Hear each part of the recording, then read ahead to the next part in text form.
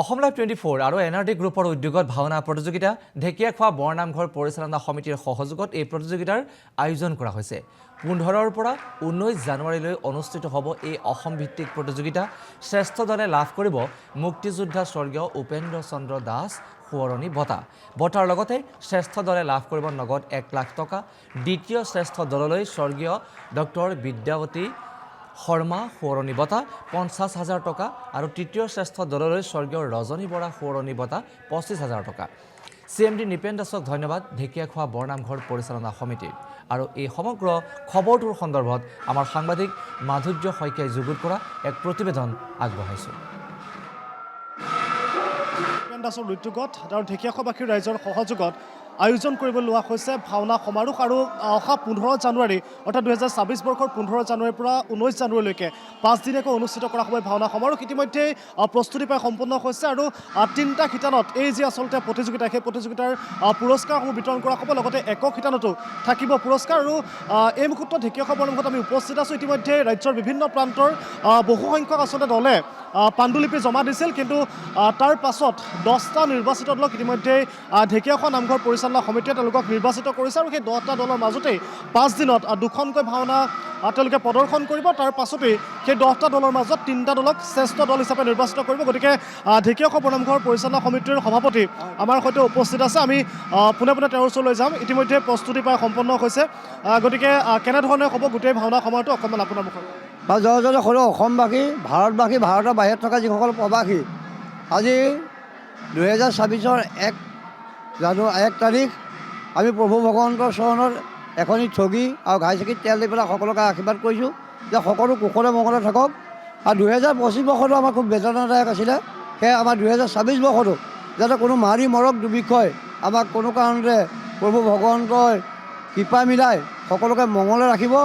তাৰ কাৰণে আমি সংবাদ মাধ্যম, আমাৰ অসম চৰকাৰ, মাননীয় মুখ্যমন্ত্ৰীক প্ৰমুখ কৰি বা জিলা প্ৰশাসন, আৰক্ষী অধীক্ষক, সাংসদ, বিধায়ক, MLA সকলোকে আমি আশীৰ্বাদ প্ৰদান কৰিছোঁ। আমাৰ দেশখন বৰ সুন্দৰকৈ তেখেতসকলে আগবঢ়াই লৈ যাওক।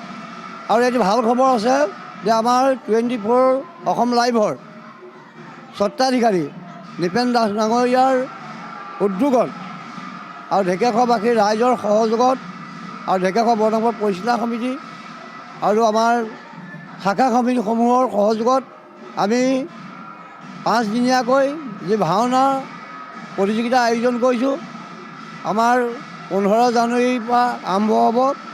আমাৰ 10খন ভাওনা হ'ব মাত্ৰ 5টা দিনত।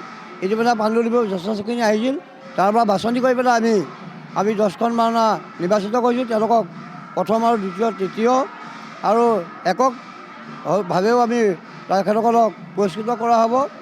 সেইখিনিতে আমি যিজনে আমাৰ এই গোটেই মহৎ কৰ্মভাগ, এখন ভাওনাৰ 7টা বৰসভাৰ সাৰ, তেখেতৰ 10খন ভাওনা আগবঢ়াই যে সেৱা ল'বলৈ বিচাৰিছে, তেখেতৰ পৰিয়ালবৰ্গ আৰু তেখেতৰ কৰ্মকৰ্তাসকল দুপে আগবাঢ়ি যাওক, প্ৰভু ভগৱন্তই মংগলে ৰাখক। আৰু আমি আশীৰ্বাদ প্ৰদান কৰিলোঁ।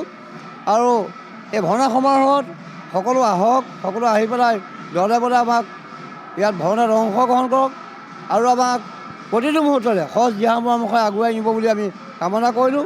সেয়েহে আমাৰ ৰংগমঞ্চত আমি ভাওনা অনুষ্ঠিত কৰিম, সকলোৱে চাবৰ পৰাকৈ ব্যৱস্থা কৰা হৈছে যে তাত আমাৰ বয়সস্থৰ পৰা ধৰি কণ মইনামণিসকলে তাত ধুনীয়াকৈ চাব পাৰিব। সেয়েহে আমাক কৈছোঁ যে আমি প্ৰতিটো মুহূৰ্ততে আমাক সকলোৱে সহায় কৰক। আমি ভাওনা প্ৰায় 4 বজাৰ পৰা আৰম্ভ কৰিম প্ৰথমখন, আৰু দ্বিতীয়খন প্ৰায় 8 বজাৰ পৰা আৰম্ভ হ'ব। এইদৰে আমাৰ গোটেই কাৰ্যক্ৰমণিকাটো ইতিমধ্যে আমাৰ সংবাদ মাধ্যমৰ যোগেদি প্ৰচাৰ কৰা হ'ব। আৰু সকলোজনে আহি পেলাই সময়ত ভাওনাত দলে অংশগ্ৰহণ কৰিবলৈ আমি অনুৰোধ কৰিলোঁ। আৰু সকলো কুশলে মংগলে থাকক। সকলোৱে আমাৰ লগত প্ৰতিটো মুহূৰ্ততে আলোপ আলোচনা কৰি পেলাই উক্ত কাৰ্যসূচী সমাধান কৰিব বুলি আশা কৰিলোঁ। ধন্যবাদ। নিশ্চয়কৈ ইতিমধ্যে জনাইছে যে আবেলি 4 বজাৰ পৰা 15 জানুৱাৰী আবেলি 4 বজাৰ পৰা প্ৰথমখন ভাওনা আৰম্ভ হ'ব, দ্বিতীয়খন ভাওনা 8 বজাৰ পৰা। আৰু এইদৰে 5 দিন ধাৰাবাহিকভাৱে আচলতে আবেলি 4 বজাৰ পৰা প্ৰথমখন আৰু 8 বজাৰ পৰা দ্বিতীয়খন ভাওনা হ'ব। আৰু আমি জনাইছোঁ যে প্ৰথম পুৰস্কাৰ হিচাপে থাকিব, প্ৰথম যিটো শ্ৰেষ্ঠ দল হ'ব, সেই শ্ৰেষ্ঠ দলটোক উপেন্দ্ৰ চন্দ্ৰ দাসৰ সোঁৱৰণী বঁটা নগদ বঁটা থাকিব আৰু নগদ 1 লাখ টকা প্ৰদান কৰা হ'ব। আৰু দ্বিতীয়টো হৈছে বিদ্যাৱতী শৰ্মা সৰণী বঁটা লগত 50,000 টকা। তৃতীয়টো পুৰস্কাৰ হৈছে 25,000 টকা ইতিমধ্যে প্ৰদান কৰা হ'ব। আৰু তাৰ উপৰিও একক শিতানত বিভিন্ন পুৰস্কাৰসমূহ থাকিব। গতিকে এই মুহূৰ্তত জনাইছোঁ সকলো আহক আৰু ঢেকীয়াখোৱাবাসী ৰাইজৰ সহযোগত অসম লাইভ 24 আৰু এনআইটি গ্ৰুপৰ CMD ইণ্ডিপেণ্ডেন্সৰ উদ্যোগত এই মহান পদক্ষেপ লোৱা হৈছে। আৰু সেই মহান পদক্ষেপৰ বাবে অসম লাইভ 24 পৰিয়ালবৰ্গৰ তৰফৰ পৰা আপোনালোকক নিমন্ত্ৰণ জনাইছোঁ।